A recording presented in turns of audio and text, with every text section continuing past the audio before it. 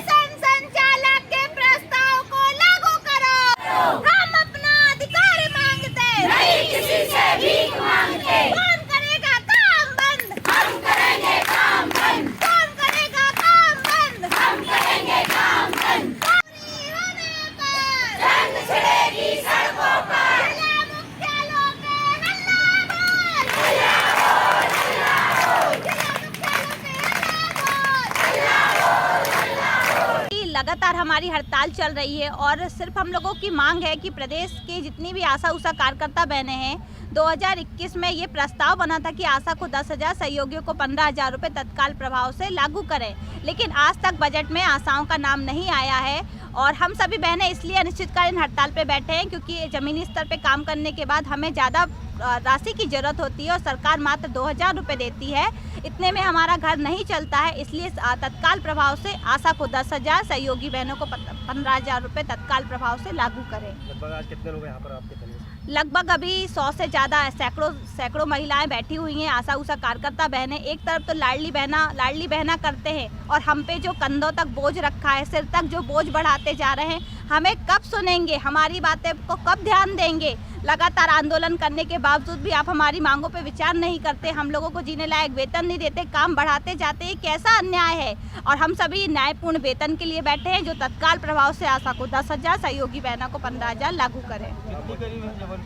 जबलपुर में लगभग 1700 आशा कार्यकर्ता बहनें हैं और सभी इस हड़ताल के समर्थन में हैं और सभी आशा उषा कार्यकर्ता बहनों का, सहयोगी बहनों का एक ही नारा है, काम बंद अब हमारा है और हमें जीने लायक वेतन सरकार से जल्द चाहिए। नाम पूजा कनौजिया, प्रदेश महासचिव C2 संगठन। धन्यवाद। हाईकोर्ट द्वारा समय सीमा में लंबित मामलों को निपटाने के जारी आदेश के खिलाफ जिला अदालत के वकील 2 दिवसीय हड़ताल पर चले गए हैं। सोमवार को हड़ताल के पहले दिन जिला अदालत में सभी वकील अपने कार्य में विरत रहे। वरिष्ठ अधिवक्ता RK सैनी ने बताया कि पुराने 25 लंबित मामलों को 3 महीने के अंदर निपटाने का हाईकोर्ट द्वारा जारी निर्देश के विरोध में जिला अदालत के अधिवक्ताओं ने सोमवार को हड़ताल रखी है, जो कि मंगलवार को जारी रहेगी। दोनों दिन जिला अदालत के सभी वकील अपने अपने कार्य से विरत रहेंगे।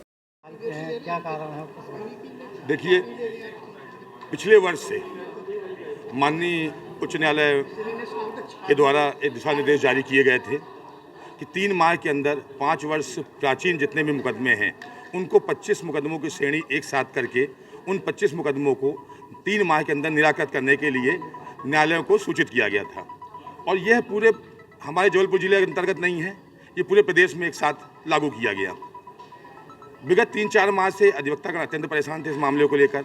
हमारे द्वारा माननीय मुख्य न्यायाधिपति महोदय को पत्र लिखा गया और उनसे मांग की गई कि कृपा करके इस ऐसे रवैये को दूर किया जाए कि जिससे अधिवक्ताओं के साथ पक्षकारों को भी अत्यंत नुकसान हो रहा है। हम केवल ये नहीं कहते कि केवल हमारा नुकसान हो रहा है, अधिवक्ताओं को परेशानी हो रही कि हम इस मुकदमे में इस कोर्ट में पैरवी करने जा रहे हैं, इसके पश्चात इस कोर्ट में पैरवी करने जा रहे हैं, या हमें प्रॉब्लम हो रही है। ये जो 3 माह के अंदर 25 मुकदमे निपटाने हैं, इसको देखते हुए ऐसा लगता है जैसे न्याय नहीं हो रहा है, केवल निर्णय हो रहा है, केवल डिस्पोजल हो रहा है, पक्षकारों को न्याय नहीं मिल पा रहा है। इस सब घटनाओं को देखते हुए माननीय न्यायाधिपति महोदय को हमने पूरे पत्र लिखा था। अभी तक उनके द्वारा हमारी मांगों को कहीं से निराकृत नहीं किया गया है। इसके कारण हम 2 दिवसीय न्यायिक कार्य से विरत हैं।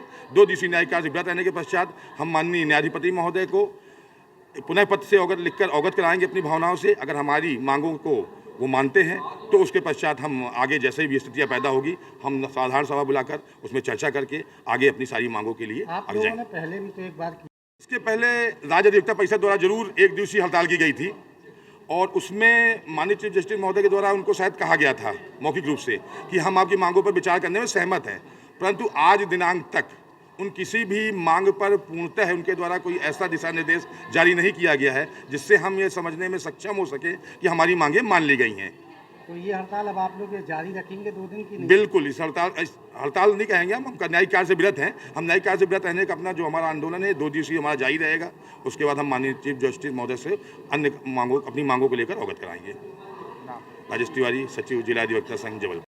भैया ये 2 दिन की जो हड़ताल की गई है क्या कारण है इन लोगों ये अधिवक्ताओं ने?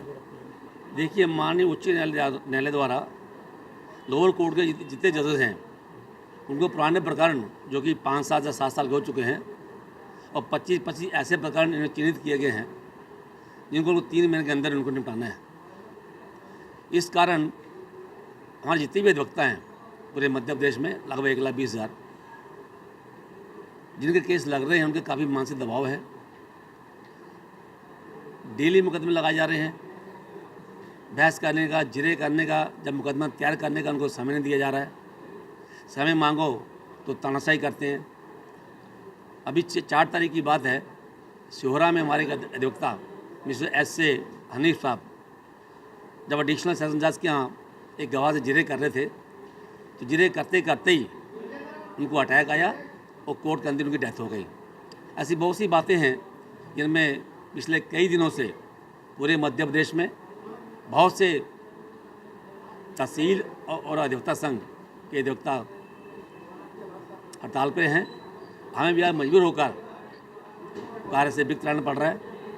अभी लगभग 15 दिन पहले स्टेट बार के मेंबरों ने भी माननीय चीफ साहब से बात की थी, लेकिन उसके बाद ही आज तक कोई रिजल्ट नहीं आया है, जिससे द्रवित होकर आज पूरे मध्य प्रदेश के काफ़ी अधिवक्ता संघ हड़ताल पे हैं और हमें भी आज उनका साथ देते हुए जिला न्यायालय के अधिवक्ताओं ने भी आज कार्य करना आज बंद कर दिया, जो भी कल भी जारी रहेगा। कांग्रेस विधायक बाला बच्चन का बयान, कर्ज लेकर घी पिलाकर चल रही है शिवराज सरकार। हमारी कांग्रेस की सरकार बनते ही ओपीएस लागू करने, कमलनाथ सरकार में 15 महीने कई अच्छे काम किए हैं। आने वाली सरकार हमारी होगी कमलनाथ और कांग्रेस की होगी। कांग्रेस में कोई लीकेज नहीं है, हम सब एकजुट हैं। मध्य प्रदेश में राहुल गांधी, सोनिया गांधी और प्रियंका गांधी के नेतृत्व में 150 से ज्यादा सीटें लगाएंगे।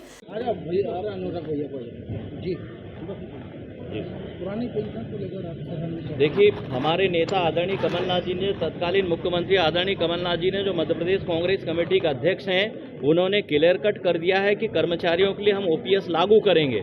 और हमारी जहाँ सरकारें हैं, छत्तीसगढ़ में अभी हिमाचल प्रदेश में अभी सरकार बनी, पहली कैबिनेट में ही ओपीएस लागू हो गई।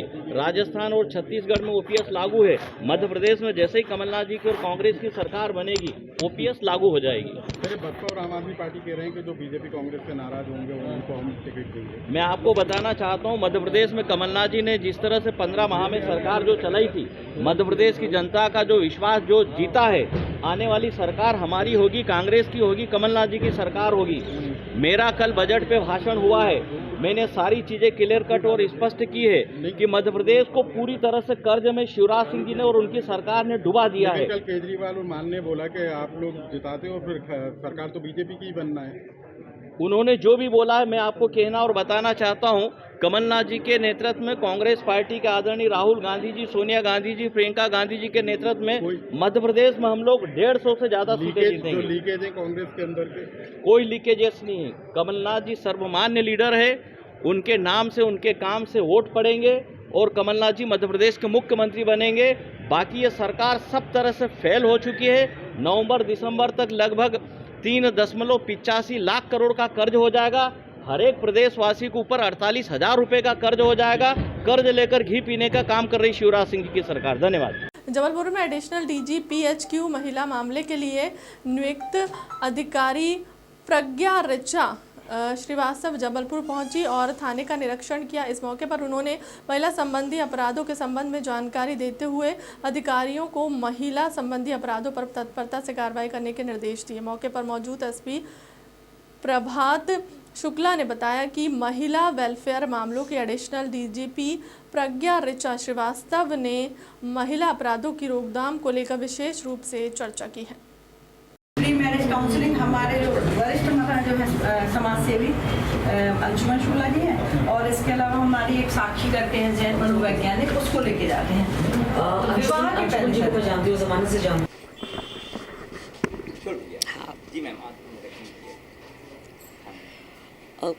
आज यहाँ पर महिला थाने का निरीक्षण किया।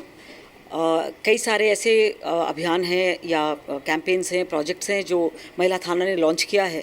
मैं ख़ास तौर पे ओजस्विनी के बारे में बात करना चाहूँगी। ये एक बहुत ही अच्छा अभियान है और इसको मैं चाहूँगी, यहाँ से मैं यहाँ डिटेल्स लेकर जा रही हूँ कि हम लोग इसको पूरे प्रदेश में लॉन्च करें। अन्य हमारे जो रेगुलर जो हमारे फ्लैगशिप प्रोग्राम्स हैं, स्वयं सिद्धा, उसका भी यहाँ जो अनार्म्ड कॉम्बैट या जूडो कराटे सिखाने का कार्यक्रम होता है, वो भी मैं देख रही थी कि यहाँ कराया जा रहा है। छोटी छोटी चीज़ें हैं जो हम निर्देशित करते हैं हेडक्वार्टर से, और यहाँ बखूबी उसका पालन किया जा रहा है।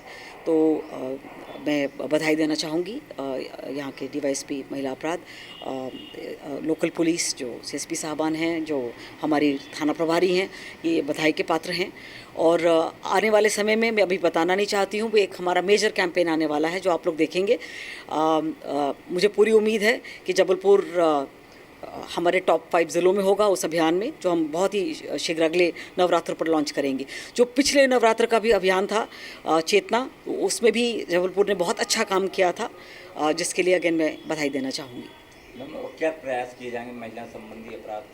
मैं उसको डिस्क्लोज़ नहीं करना चाहती हूँ। देखिए, महिला अपराध होता क्या है, वो अपराध जो इसलिए घटित हुआ क्योंकि जो पीड़िता है वो महिला या बच्ची है, तो वो डिफाइंड है। मैंने डिफाइन नहीं किया, BPRND से डिफाइंड है। 14 अपराध होते हैं इसके तहत, पर अपराधी कौन होते हैं? तो जो अगला कैंपेन है हमारा, हम फोकस कर रहे हैं उन लोगों पर जिनके द्वारा अपराध किया जाता है कि हम इसको कैसे कम कर सकें, मिनिमाइज़ कर सकें। तो मैं इतना ही भर कहना चाहूँगी। और कई सारी चीज़ें हैं जो आने वाले समय में अनफोल्ड करेंगी। 22-23 तारीख को कुछ हम कई सारे अभियान अपने हैं, प्रोजेक्ट्स हैं। और जो सबसे महत्वपूर्ण बात है वो है प्रचार प्रसार की। जो हम महिलाओं को या बच्चियों को आइसोलेशन में, एक वैक्यूम में, शून्य में नहीं देख सकते। हम उसे परिवार का हिस्सा मानकर ही चल सकते हैं, तभी जो हमारे अपराध हैं या जो जिस प्रकार की गतिविधियां हो रही हैं उनमें कमी आएगी। तो परिवार को समाज का एक केंद्र बिंदु मानते हुए जो हमारा व्यापक प्रचार प्रसार है वो अभियान किए जा रहे हैं, और आने समय में हम उसे और पुख्ता करेंगे।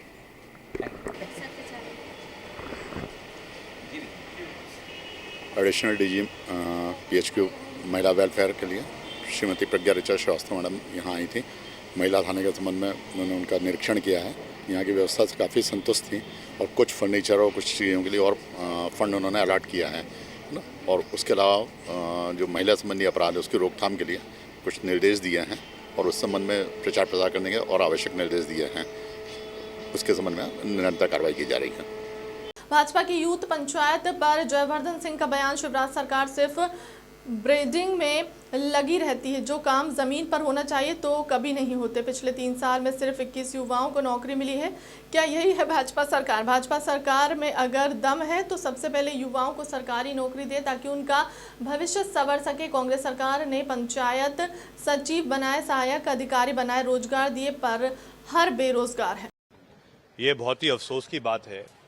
आपने स्वयं कल भी सुना होगा, बजट भाषण में तरुण भानोट जी ने इसका उल्लेख किया था, और उन्होंने उसमें स्पष्ट कहा है कि अगर हम तुलना करें तो ऐसे कर्मचारी जिनकी वेतन लगभग थी 30,000 40,000 रुपये हर महीने की, उनको पुराने पेंशन के आधार पर आज मिल रहा है 30,000 रुपये। लेकिन जो नई पेंशन वाले जो कर्मचारी हैं उनको कहीं मिल रहा है 2,000 प्रति माह, कहीं 1,000 रुपये प्रति माह, कहीं 400 रुपये प्रति माह। तो ये अपमान है कर्मचारियों का। जिस प्रकार से राजस्थान में पुनर्विचार किया गया, लागू की गई OPS, छत्तीसगढ़ में हुआ है, हिमाचल में तत्काल हुआ है। जो आज उत्तर आया है सामने, उससे स्पष्ट होता है कि भाजपा की नीतियां कर्मचारी विरोधी हैं। हम पुनः आज ये बात कहेंगे सदन के अंदर कि अगर सरकार कांग्रेस की बनती है, कमलनाथ जी मुख्यमंत्री बनते हैं, तो पुरानी पेंशन योजना तत्काल लागू की जाएगी पूरे मध्य प्रदेश में। सर, महिलाओं की नजर यूथ पंचायत का जो आयोजन हो रहा है 23 मार्च को मध्य प्रदेश में। शिवराज जी की सरकार, भाजपा सरकार हमेशा ब्रांडिंग पर लगी रहती है, लेकिन जो काम जमीन पर होना चाहिए है वो कभी साकार नहीं होता है। हमने इस मुद्दे को उठाया भी है और एक उत्तर में हमको जानकारी मिली है कि पिछले 3 साल में पूरे मध्य प्रदेश में 37 लाख बेरोजगार लोग पाए गए। उनमें से पिछले 3 साल में से सिर्फ 21 युवाओं को सरकारी नौकरी मिली है। क्या ये पर्याप्त है? मैं आप सबसे पूछना चाहता हूं। सिर्फ 21 युवाओं को पिछले 3 सालों में, और यही बजट भाषण में कह रहे हैं कि हम 1 लाख भर्तियां करेंगे सरकारी। उसमें आज जो भी नौकरियां मिल रही हैं आउटसोर्स के आधार पर मिल रही हैं। आउटसोर्स का मतलब क्या है? ठेका प्रबंधन। एक ठेकेदार को बुला दिया, उसको ठेका दे दिया, आप रखो कर्मचारी आउटसोर्स पर। ये नहीं चलेगा। हमारी मांग है कि जिस आधार पर कांग्रेस पार्टी की सरकारों ने पंचायत सचिव बनाए, रोजगार सहायक बनाए, शिक्षा कर्मी बनाए, आंगनवाड़ी कार्यकर्ता बनाई, आशा कार्यकर्ता बनाई, उसी आधार पर भाजपा सरकार में अगर दम है, अगर युवाओं के हित में उनकी सोच है, तो सबसे पहले युवाओं के लिए नए सरकारी पद का सृजन हो, ताकि उसके आधार पर युवाओं को नया मौका मिले। 6 माड़ोताल थाना अंतर्गत विगत दिनों गौरव अहिरवार नामक युवक की हत्या के बाद पुलिस ने 2 आरोपियों को गिरफ्तार कर लिया है। हत्या के मामले में शामिल एक आरोपी नाबालिग है। पूरे मामले की जानकारी देते हुए माड़ोताल थाना प्रभारी रीना पांडे ने बताया कि 9 मार्च को नानची उर्फ सौरभ अहिरवार के साथ राजकुमार अहिरवार और उसके साथियों द्वारा मारपीट की घटना को अंजाम दिया गया था। इस दौरान आरोपियों ने युवक को चाकुओं से ताबड़तोड़ वार कर बुरी तरह घायल कर दिया था, जिसके चलते युवक ने दम तोड़ दिया। पुलिस ने हत्या का मामला दर्ज कर हत्या के प्रमुख आरोपी राजकुमार को तुरंत ही गिरफ्तार कर लिया था।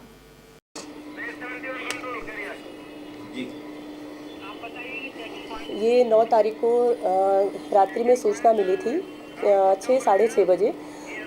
एक नानची उर्फ सौरभ अहिरवार है, उसके साथ राजकुमार और सचिन झारिया और एक नाबालिग बच्चा है, उसके द्वारा इनके साथ मारपीट की गई है और चाकुओं से उस पर मार किया गया है और काफ़ी चोट पहुंचाई गई है।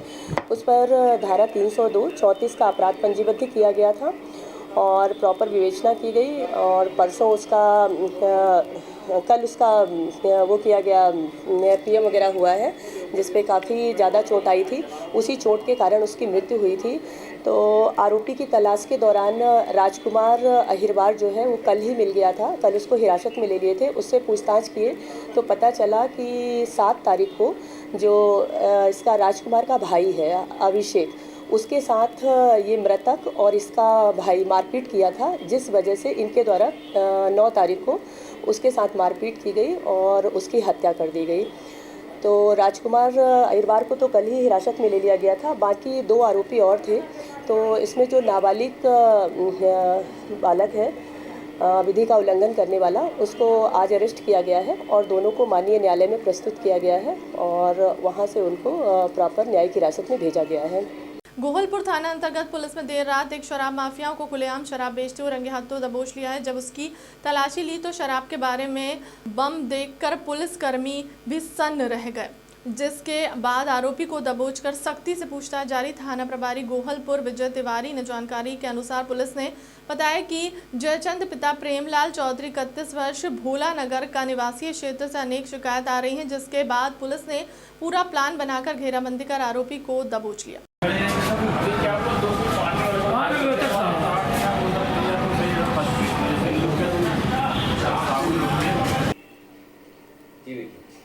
हाँ, कल एक सूचना प्राप्त हुई थी कि जयनगर में भोला नगर टपरिया में एक जयचंद चौधरी नाम का व्यक्ति जो है वो प्लास्टिक की बोरी में कुछ पौआ हुआ भर के बेच रहा है। सूचना पे जाके पुलिस ने दबिश दी थी स्टाफ के साथ में। तो ये पाया गया कि वो न केवल शराब बेच रहा था, बल्कि उसके शराब की बोरी की जब तलाशी ली गई तो उसमें 2 सुतली से बंधे हुए सुअर मार बम भी बरामद हुए, जो कि काफ़ी खतरनाक थे, जिसे तत्काल मौके पर ही सुरक्षित किया गया और सुरक्षित करने के बाद उनको जब्त करते हुए आरोपी के विरुद्ध वैधानिक कार्रवाई की गई है। कौन है और क्या है इसका? ये इसका जो आरोपी जो है, इसका नाम जयचंद चौधरी है। ये पूर्व से शराब बेचता था, इसका पहले कार्रवाई की गई है। कहाँ का रहने वाला?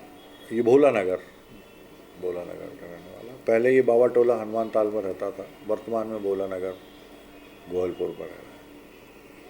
जबलपुर पुलिस की टीम खिलाड़ियों ने मध्य प्रदेश स्तर पर होने वाली सभी सुरक्षा बलों की खेलकूद प्रतियोगिता में शानदार प्रदर्शन किया, जिसमें रत्नेश थापा ने रतलाम में आयोजित इंडियन बॉडी बिल्डिंग फेडरेशन द्वारा आयोजित प्रतियोगिता में 88 किलोग्राम स्पर्धा में ब्रोंज मेडल हासिल किया है। वहीं सुनीता पंच ने पावर लिफ्टर प्रतियोगिता में ब्रॉन्ज मेडल पर कब्जा जमाया। इसके साथ ही पुरुषोत्तम रजक को best lifter master of category MP में रखा गया है।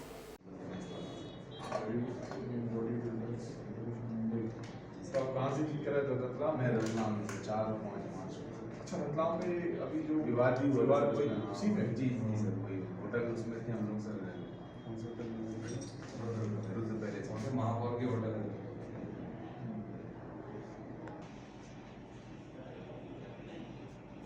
आप रांची में एक्सरसाइज करते हैं? रांची से जमीन है सोनकर जी। रांची में सोनकर जी का है, किसका? उनका लड़का भी करता है सर। वो आप लोग उनको सम्मानित करते रहते हैं। अभी आपकी बेटी ने भी शायद पार्टिसिपेट किया ना? अभी कहाँ किया आपने?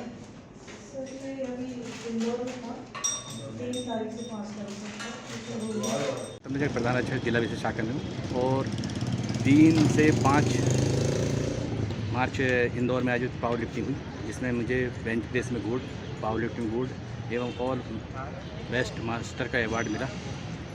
और इसकी बधाई एसपी साहब ने दी, इसके लिए धन्यवाद। उनका हमेशा सहयोग मिलता रहा। इसके साथ साथ मेरे जिम के मारुति हेल्थ क्लब के जिम संचालक आनंद पटेल जी का भी सहयोग रहा। इसके साथ साथ मेरी मिसेस सीमा रजक है, उनका भी बहुत सहयोग था इस टूर्नामेंट में जीतने के लिए। और एसपी साहब का हमेशा ऐसा सहयोग मिलता रहा, और हम और भी नेशनल में भी मेडल लाएंगे। अपना नाम? मेरा नाम प्रधान अध्यक्ष पुरुषोत्तम रजक, जिला विशेष शाखा में तैनात हूँ। पुरस्कार मिले बहुत हर्ष का विषय है जबलपुर पुलिस के लिए कि हमारे 3 जो हमारे अधिकारी हैं, उनको body building, bench press, power lifting में अलग अलग कैटेगरीज में पुरस्कार मिले हैं।